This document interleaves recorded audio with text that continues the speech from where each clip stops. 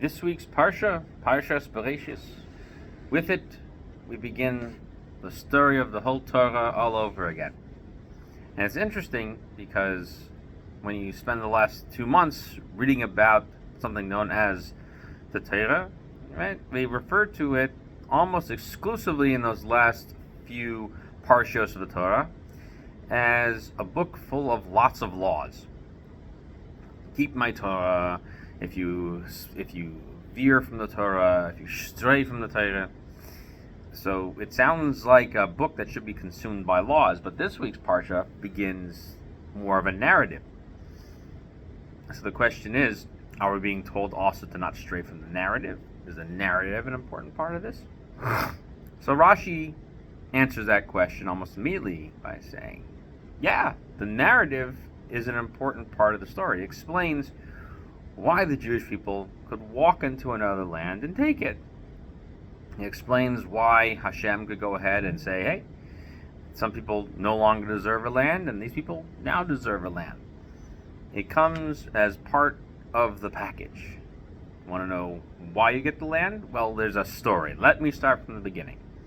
And when we start from the beginning, we have to start from the very, very beginning. And the question is, what comes at the very beginning? What are we supposed to gain from understanding the whole story starting at creation?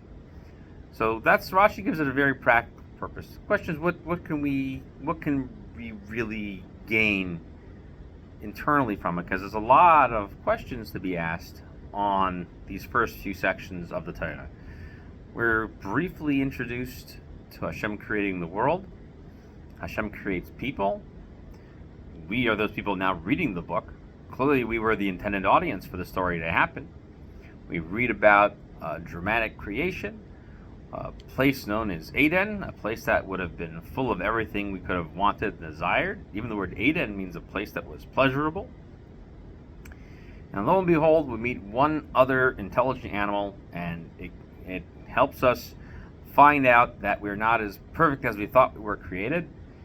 And then we leave that place, and then we run through 1,000 years of history until we get to Noah. The whole first part of the Torah takes us through this antediluvian world of not so many people to lots of people, people who do one thing wrong to lots of people who do lots of things wrong. Why do we start the story with that? Why are we so connected to this part of the story? The narrative could have simply explained, if it was to make just Rashi's point, God created the heaven and the earth. There were people. Those people had these children.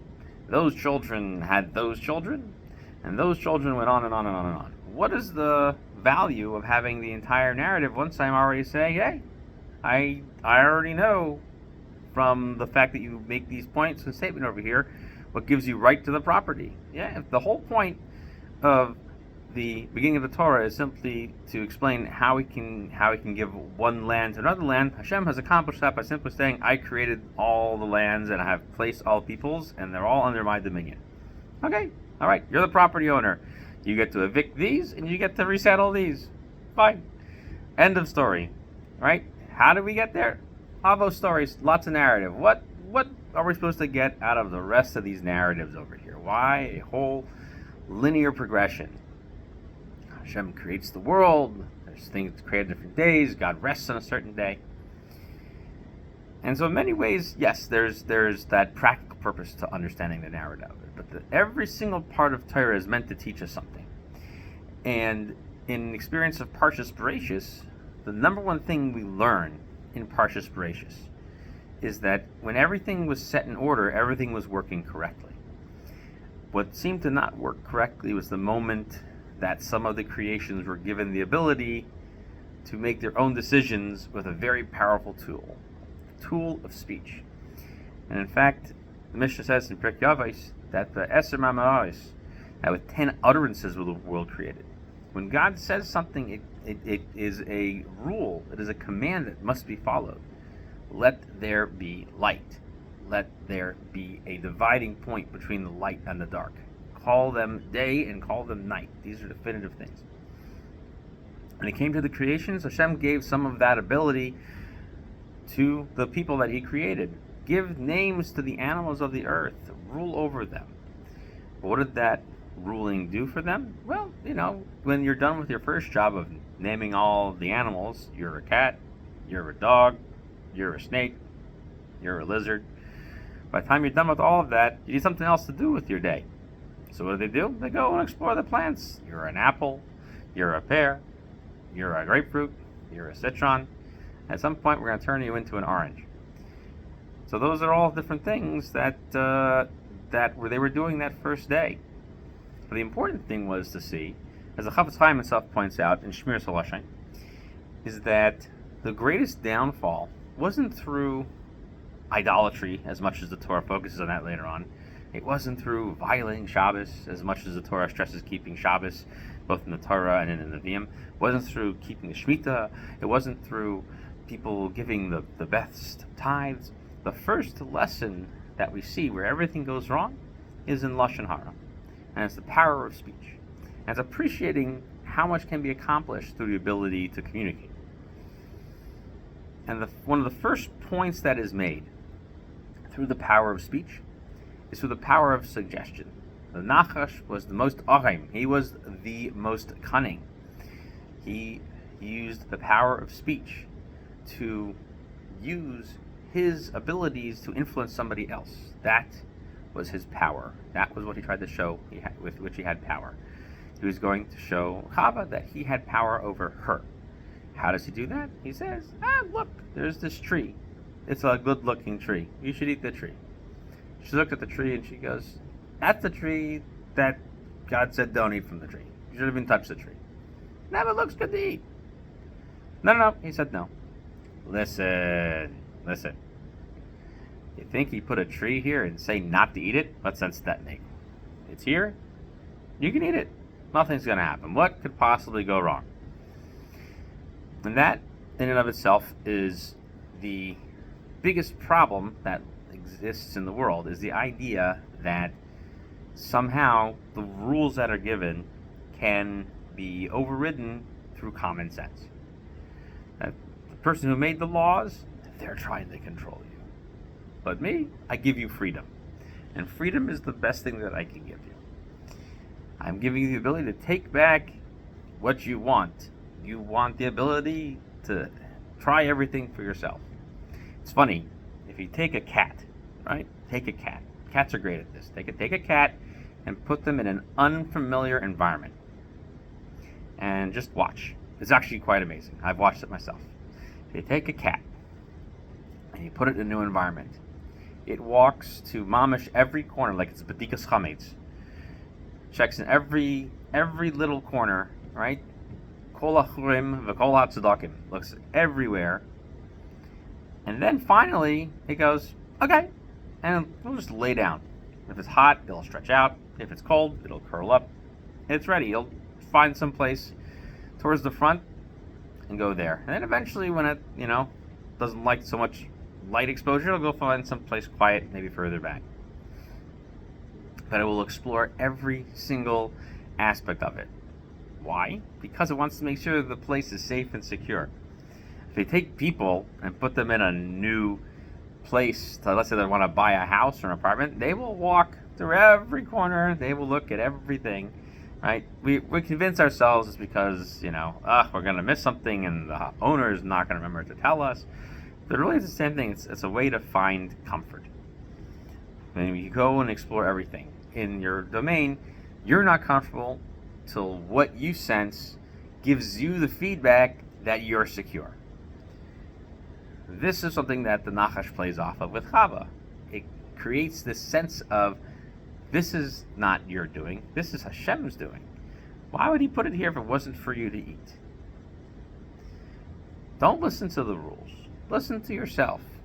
Follow your own heart and take what you want for yourself. What's interesting is that not many of the Mefarshim focus on that aspect of it. They want to focus more on the brilliance of the event, how broad it was. But the Chafetz Chaim focuses specifically on the interaction and the way in which the words are used to spread Lashon Hara. The Lashon Hara is so important in this situation to recognize that the Nachash is using his ability to speak to lead others to do wrong. There is no greater form of wicked speech. It doesn't benefit him. If he wants to eat from the tree, let him eat from the tree. But what he is looking for is his ability to use his words to gain power. That gave him the real value in it. I can convince these humans, right? They clearly have a lot of power. I can convince them that they can eat from the tree. So why would they have this relationship anyway? Why would they even trust him at all? So that's kind of addressed interestingly in the Avos de Rabbi Nosson. Avos de Rabbi Nosson talks about that the Nachash originally would have been created almost like a servant robot for Adam and Chava. They would be able to take him and send him everywhere to do their bidding for anything. And he had arms and legs in order to do all those tasks. So had they listened, they would have had the Nachash as a servant. So in a sense, that's one of the lessons that Chazal get out of this story, was that he was turning the tables on them, trying to show them, no, really, I'm the one that can be in charge. You need me to satisfy yourself, to make yourself feel good. Following Hashem's rules isn't satisfying enough. And that's really a big detractor, is recognizing that you don't get enough value from following rules. Why not just operate within the system that you're given? What are you missing? What are you lacking? And the truth is that that's what many people have to ask themselves when they go ahead and challenge a system. It's the difference between being progressive and being conservative. Where are you feeling that you are missing something in your society? What does society need for you to do? And where is it really you just want something for yourself? In this case, Hashem has said, don't eat. You don't need. It's better for you not to. By taking the chance and eating, they instead withheld a significant amount of good. Because the idea became that when everything was given to you, it was never enough. And that's why the punishment is everything was handed to you. Now by the sweat of your brow only will you go ahead and be able to feed and sustain yourself. In many ways, the sense of comfort that we were looking for became a burden and responsibility, a way in which we had to figure out how to free ourselves on our own of all of these burdens from which Hashem had freed us initially. Why were we taking ourselves away from these gifts, if not only to simply satisfy our own sense of security by not believing in Hashem?